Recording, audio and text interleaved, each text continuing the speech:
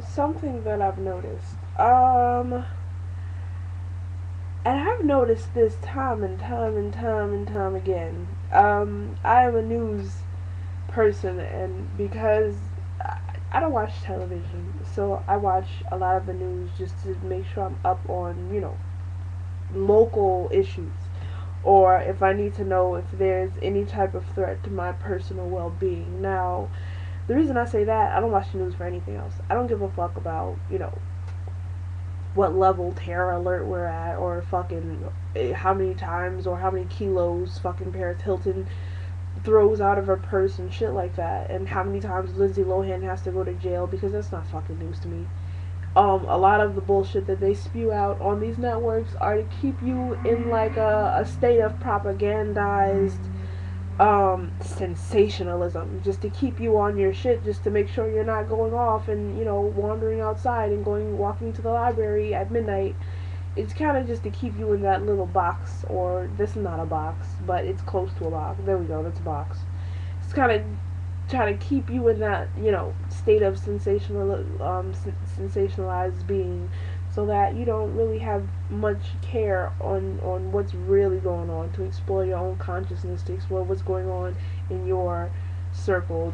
They fill your head and your subconscious mind with a bunch of bullshit, and that's what the news does. But sometimes they give you something worth knowing.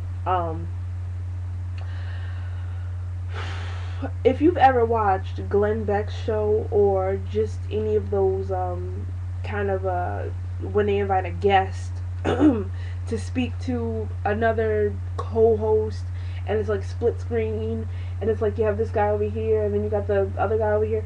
Whenever they have those kind of black guys that aren't articulate, or have something stupid to say, or defending a lost cause almost, excuse me, I'm sorry, they will let them go on there and talk bullshit for days.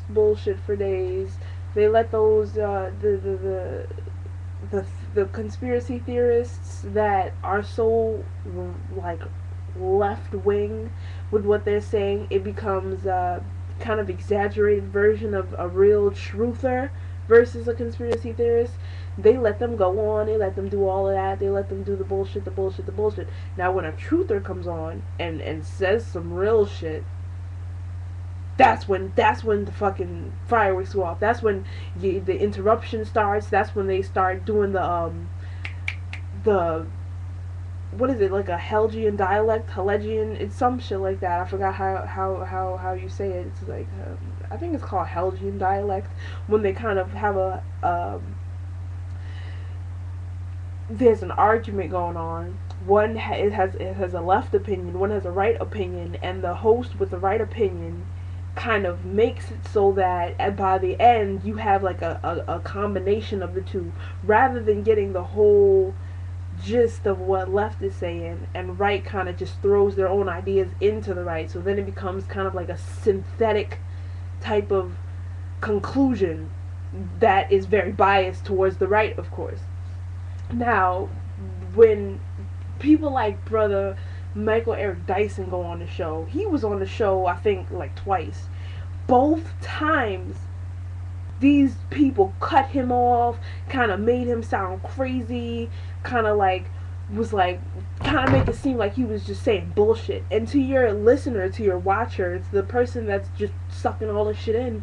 They're like, well, right has a good opinion. Well, I'm with left though, because left obviously knows what he's talking about. By the end of that, right is gonna like shit on his ideas and knock his opinions and kind of discredit him in such a way why by the end of the show I'm watching and I'm like, well, right has a good point. I don't know about left. Maybe he should go and get his facts straight.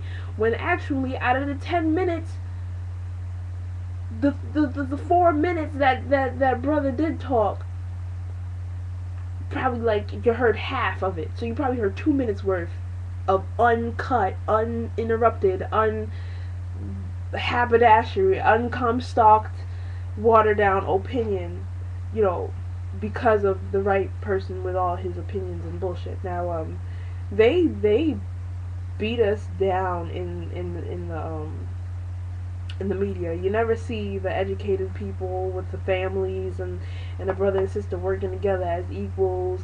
You always gotta see, the kids in the hood, talking shit in the camera, fuck this, fuck that, what up my niggas, this is for you, mammy, like shit like that. Like it's unbelievable. It's unbelievable, and they do it on purpose because Fox, MSNBC, NBC, CBS, ABC, they know exactly what they're doing.